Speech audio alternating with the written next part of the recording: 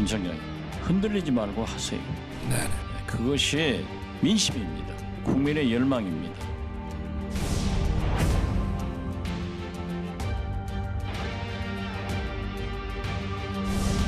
평소에 아는 사람이라고 하더라도 국정원장이라는 그 지위에 가게 되면은 제가 보기에는 좀 정상적이 아닌 것 같습니다. 국내 정치 개입을 하지 않고 그 부분에 잠자는데 왜 꼬리를 밟아요?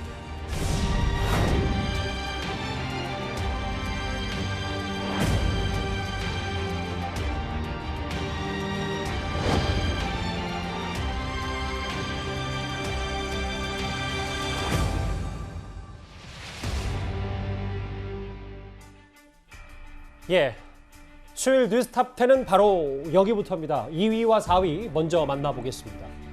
이 고발사주 의혹이 여러 갈래로 뻗어나가고 있는데요. 그 가운데 특히 윤석열 전 검찰총장과 박지원 현 국정원장의 신경전, 이 감정 싸움이 불이 붙었습니다.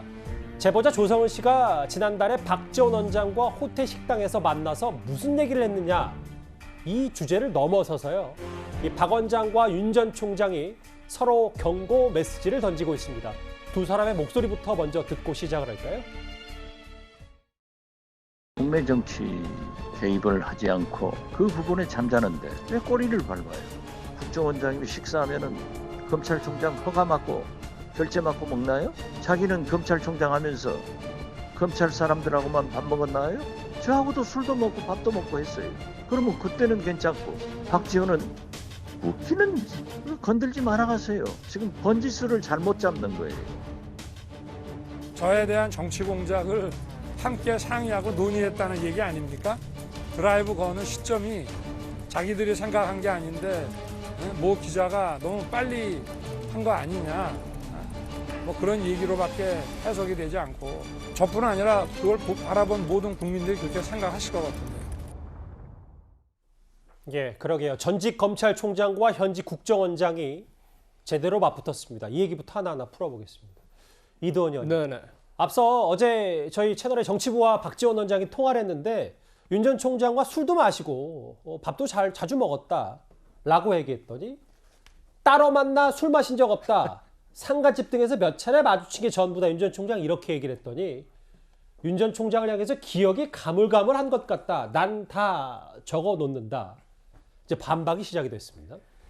야당의 유력한 대선 후보와 국정원장 간의 갈등, 또는 전직 검찰총장과 현직 국정원장의 싸움. 물론 우리 국민들은 싸움은 싫어하지만 정치에 관심 있는 분들이라면 관심 갖지 않을 수 없는 싸움이죠.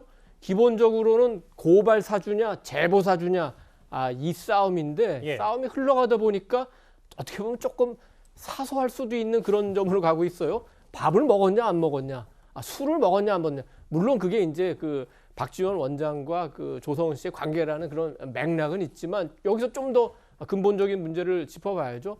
박지원 원장이 원했든 원하지 않았든 어쨌든 이렇게 되면 그 정치의 영역으로 들어온 거고, 예. 대선이 6개월도 남지 않은 상황임을 감안하면은 대선에도 어떻게 보면은 그 한복판에 들어온 걸 수도 있기 때문에, 그런 점을 감안해도 또 억울한 점이 있으면 해명을 해야 됩니다. 그렇지만 나오는 발언들이 정보기관의 수장으로서는 너무 과해요. 예. 호랑이의 꼬리를 밟았다라든지, 내가 나가서 불고 다니면은 누가 유리하겠냐라든지, 이거는 국정원장으로서 해야 되는 말은 아닌 것 같다, 이런 생각을 할 수 있고, 반면에 윤 전 총장도 박지원 원장에 대해서 이성을 잃었다라든지, 아니면은 확실한 증거 내지는 정황이나 이런 게 확보되지 않은 상황에서 현직 국정원장을 고발하는 거, 이런 거는 조금 더 과한 건 아닌지, 양쪽에 모두 좀 문제를 제기할 수 있는 측면이 있습니다. 물론 이제 사실관계가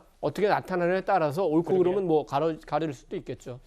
이 보시면 술자리, 그러니까 친분이 어느 정도였냐라는 얘기를 두고도 벌써 이렇게 신경전이 있을 거 보니까, 실제로 나중에 이른바 윤 전 총장 측에서 주장하는 제보사주 의혹이나 고발사주 의혹의 핵심으로 갔을 때는 양측의 난타전이 더 치열해질 것 같습니다.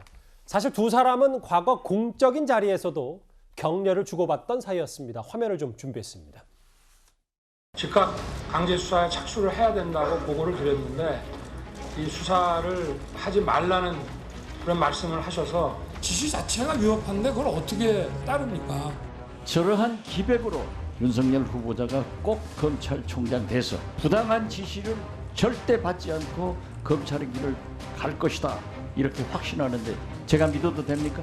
부족한 점이 많습니다만은 외적인 압력에서 정당하게 수사가 되도록 지키라는 차원에서 검찰총장 제도를 두는 것이니만큼 그 점을 유념해서 일하도록 하겠습니다. 좋습니다. 윤석열 총장에 대해서 지금 현재 공정한 수사도 잘하고 또 검찰 개혁도 선제적으로 우리 국민이 피부로 느끼는 그런 검찰 개혁을 잘 하고 있다 하는 것을 어떠한 공개된 장소에서나 혹은 언론 인터뷰를 통해서 강조를 하고 있습니다. 그로부터 2년이 지난 오늘입니다. 2019년 화면을 봤는데요. 김근식 교수님 저하고 예. 한 인터뷰 내용을 볼게요. 제가 읽어보겠습니다. 인격적으로 조성은 씨와 무슨 이성관계라는 식으로 그렇게 전했느냐. 저는 윤 전 총장에 대해서 자족해 얘기했다. 하다못해 관상쟁이가 김건희 씨, 그러니까 윤 전 총장의 배우자의 관상이 좋다는 얘기까지 하고 다녔다. 예, 그러니까 왜 고발 사주 의혹에 나를 끌어들이느냐. 박 원장 그래서 좀 배신감을 토로하는 것 같더라고요.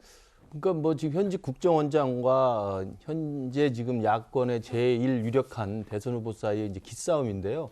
저는 조금 이제 두 분 다 과한 면이 있다고 생각을 해요. 근데 우선 원초적인 그 문제를 제기한 것이고, 그다음에 문제를 제공한 측은 박지원 원장이 현직 원장으로 재직하면서 이른바 조성은 씨와의 그 일과 시간입니다. 제가 보니까 평일날 점심을 드신 거더라고요. 그런 일과 시간에 그 바쁜 국정원장이 단둘이 만나서 식사를 할 정도로 부적절한 만남을 했던 건 분명한 사실입니다. 그런 것까지 할 필요가 없는 것이고요. 두 번째는 잘 아시는 것처럼 국정원장은 대통령과 비슷한 수준으로 동선과 일정이 다 비공개에 붙여집니다. 예. 철저한 비밀이 붙여지게 되어 있습니다. 그런데 이 사건으로 아무리 화가 나고 기분이 나쁘다 치더라도 지금 보니까 채널A 우리 정치부 기자하고도 통화를 했습니다만 다른 매체 신문 또 방송 기자하고 다 전화통화를 한 것 같아요. 그러니까 전화를 다 받아서 전화를 또 다 응해줍니다. 그게 지금 현재 국정원장이 해야 될 저는 적절한 처세는 결코 아니라고 봅니다. 예. 오히려 이럴 때는 박지원 원장이 화가 나면 할 이야기가 있으면 작년에 현직 검찰총장으로 윤석열 총장이 추미애 장관과 갈등할 때 했던 것처럼 침묵을 지키면서 입장문만 필요할 때 내면 되는 거예요. 아하. 이걸 왜 전화를 다 받고 뭐 호랑이 꼬리를 밟았느니 조심해라. 내가 다 알고 있다. 이런 이야기를 하면 그건 현직 국정원으로서 할 처신은 절대 아니라고 생각합니다. 예. 국정원장으로서 화가 났다 손 치더라도 저는 그래서 행동과 언행에 있어서는 굉장히 지금 부적절한 모습을 보이고 있다는 것이고요. 두 번째로는 박지원 원장이 제가 볼 때도 합리적 의심에 대해서는 해명할 필요가 있어요. 그러니까 뭐 윤석열 캠프 쪽에서 이게 고발을 니들이 제보를 사주한 게 아니냐, 이게 국정원이 짜고 친 거고 다 공작을 했던 거 아니냐라고 프레임을 짜는 게 과도해서 치더라도 일단 8월 21일에 그 만남이 제가 볼 때 문제 제기하는 건 합리적 의심이 뭐냐면 예. 7월 21일 날 처음으로 뉴스버스 기자에게 파일을 넘겼다는 거 아니겠습니까? 그리고 8월 11일 날 만납니다, 박지원 원장을. 그리고 9월 2일 날 보도가 됩니다. 근데 조성은 씨가 인터뷰한 내용을 보면 7월 21일 날 뉴스버스 기자에 넘긴 다음에 9월 2일 기사가 나오기 전까지 한 달 동안 엄청나게 갈등을 했다는 거예요. 예. 기사가 나가지 말았으면 좋겠는데 뉴스버스는 강행을 하겠다고 하고 고민이 굉장히 찐했던 시절에 8월 11일 날 박지원 원장을 만나서 사적인 이야기를 나눴으면 누가 봐도 자기의 정치적인 멘토인데 안 물어봤겠습니까? 지금 제가 이 곤란한 처지인데 어떻게 했으면 좋겠습니까? 저는 그래서 박지원 원장이 나서서 국정원이 조직적으로 개입하지는 않았을지 모르지만 박지원 원장이 그 당시 정황상으로는 미리 알았을 가능성 충분히 있다고 생각합니다. 그런 합리적 의심에 대해서는 저는 분명하게 해명을 좀 해줄 필요는 있다고 생각해요. 예. 윤석열, 박지원 두 사람의 설전 가운데에는요, 이 문제도 있습니다. 먼저 또 하나의 과거 모습을 저희가 준비했습니다. 후보자하고 저하고 악연 좀 있는 거 알죠? 저는 뭐 그렇게 생각 안 합니다만은 윤호진 여러 가지 의혹은 있는 것 같아요. 그런데 고리가 안 걸리더라고요. 소위 건이 안 되는 거야. 이게 내가 볼 때는 2013년 같이 기억을 하는데 지금도 제가 그 자료 이번에 다 찾아봤어요. 가지고 있어요. 그래 앞으로 걸리면은 더 자료 찾아내면은 저 할 거예요. 국정감사 때. 저도 장제원 의원의 말씀에 이어서 윤호진 서장과 총장 후보자와 윤대중 검찰총장의 소위 말하는 커넥션에 대해서 건이 안 돼서 포기합니다. 그렇지만은 계속 관심 가지고 보겠다 하는 말씀 드릴 테니까 그 악연은 좀 정리합시다. 의원님 제가 과거에 그 CN 사건을 말씀하신 것 같은데 그렇죠. 전 수사를 하면서 어떤 정치인이나 관료를 대라 하고 그렇게 한 적은 정말 없습니다. 당시 저 윤우진 논란을 거론하면서 어제 한 언론과의 또 인터뷰에서는 내가 입 다물고 있는 게 윤 전 총장에게 유리하다라고 했고 윤 전 총장은 아는 게 있으면 다 털어보라 뭐 이렇게 맞받아쳤는데요. 이 부분 앞서 지금 화면에서 잘 표현이 됐던 그 부분도 좀 논란이 있더라고요. 네, 그런데 지금 화면을 보시면 아시는 것처럼 박지원 국정원장은 그 당시 국회의원 신분으로 인사청문회에 참여해서 내가 한번 다 살펴봤는데 윤석열 당시 검찰총장 후보자와 연결되는 부분이 없었다. 나오는 게 없더라라고 본인 입으로 이야기하지 않았습니까? 그랬는데 2019년 검찰총장 청문회 당시에는 아무 문제가 없었던 것이 이제 와서 본인이 정치 공작의 배우로 지목을 받고 여러 가지 부적절한 처신과 언행 때문에 공경에 몰리자 뒤늦게 나 사실 윤우진 사건에 대해서 뭔가 많이 알고 있다. 이런 식으로 겁박을 하는 것이 과연 정치적 중립을 지켜야 하는 국정원장으로서 적절한 태도인지 의문이고요. 말 바꾸기를 한다는 그러한 논란에서도 자유로울 수 없겠죠.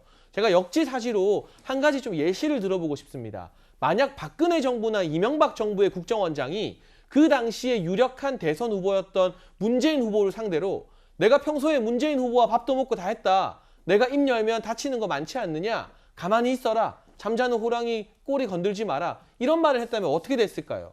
아마 엄청난 반대와 국회의원들 다 들고 일어나는 등의 그러한 정치적 경랑 사태가 벌어지지 않았겠습니까? 그런데 어찌된 게 문재인 정부의 국정원장이 야권의 유력한 대권 주자를 상대로 공공연하게 본인이 직접 정치적인 위해와 협박을 가하고 있는데 이게 마치 당연하다는 듯 너무 조용하다는 것. 이런 말씀을 하시고 싶으시면 지금이라도 국정원장 자리에서 내려오셔서 정치인의 신분으로 본인의 주장을 마음껏 이야기하시기 바란다. 이건 누가 봐도 비정상적인 상황이다라는 말씀을 드리고 싶습니다. 예. 여기 장혜찬 평론가님도 나와 계시지만 윤석열 캠프 측에서는 국정원장의 정치 개입을 꼬집고 있습니다. 화면 만나보겠습니다. 이분이 잠을 자고 계시지는 않은 것 같고요. 말씀 참 잘하세요. 정치인 박지원이 맞습니다. 근데 현직은 국정원장이니까 정치에 개입하는 거예요. 이러면 이렇게 말씀 자꾸 하시면 국정원법에 위반될 것 같고 정치 구단이라고 스스로 말씀하셨는데 정치 구단답지 않습니다. 물론 본질은 이 고발 사주의 본질은 윤석열 당시 검찰이 정말 고발을 사주했냐 손준성 검사를 이용해서 이 부분일 텐데 그게 박지원 원장이 주장하는 아무리 본질이라도 유력 대선 후 주자에 대해서 이렇게 갑론을박을 같이 벌이는 게 국정원으로서는 적절한가? 이 부분은 계속 또 논란거리더라고요. 일단 박지원 국정원장이 얘기한 부분들은 뭔가 던져진 물건이 있으니까 그거 가지고 이것저것 논란이 있지 않겠습니까? 말씀하신 것처럼 그것이 고발 사주이든 제보 사주이든 핵심은 던져진 물건을 누가 작성했는지의 문제를 푸는 게 가장 중요한 것 같고요. 근데 그 문제를 풀려고 하는데 갑자기 소위 그 조성은 씨랑 국정원장이 만났다라는 이유 하나만으로 제가 볼 때는 무엇인가 제보를 갖다 사주한 것처럼 윤석열 캠프 쪽에서 몰아가니까 거기에 대해서 그렇지 않다라고 하는 입장들을 제기하면서 벌어진 사건이겠죠. 그러니까 기본적으로 박지원 국정원장은 작년 7월 달에 국정원장이 됐으니까 그 전에 4월 달에 벌어진 문제인 거고요. 또 그다음에 8월 11일 날 조성은 그다음에 박지원 국정원장 두 사람이 만났는데 예. 조성은 씨 휴대폰이 지금 다 들어가 있는 거 아니겠어요? 조사해 보면 그 점심에 만나가지고 제보라는 사주 이 중대한 문제를 갖다가 잠깐 동안 얘기할 수 있었겠습니까? 그러면 그 와중에 상당히 많은 통화가 있었다고 얘기한다면 그런 추정된 내용들이 아니라 그런 실체적인 내용들을 가지고 문제 제기를 한다고 얘기하면 저는 국정원장이 이렇게까지 과도하게 반응하지 않을 거라는 생각이 드는데 그냥 추정만으로 만난 거 하나만으로 저렇게 문제 제기하니까 그다음에 또 하나는 말씀하신 것처럼 배신감이죠. 본인이 상당히 신뢰했다고 생각하고 나쁜 얘기 한 번도 안 했는데 거기다가 또 인사청문회 때 윤인 사건이 있습니다만 그 사건이 있음에도 불구하고 그냥 넘어갔다고 본인은 생각하는데 이 문제를 이성 문제가 있는 것처럼까지 몰고 나와 버리니까 본인 상당히 큰 배신감을 느꼈던 것 같고요. 그리고 마지막으로 다 아시지 않습니까? 여러분들 제가 정치 구단이니까요. 더 나가지 마십시오. 더 나가면 좋을 게 뭐가 있습니까? 라고 얘기했다는 생각이 들기 때문에 저는 본원적으로 그렇습니다.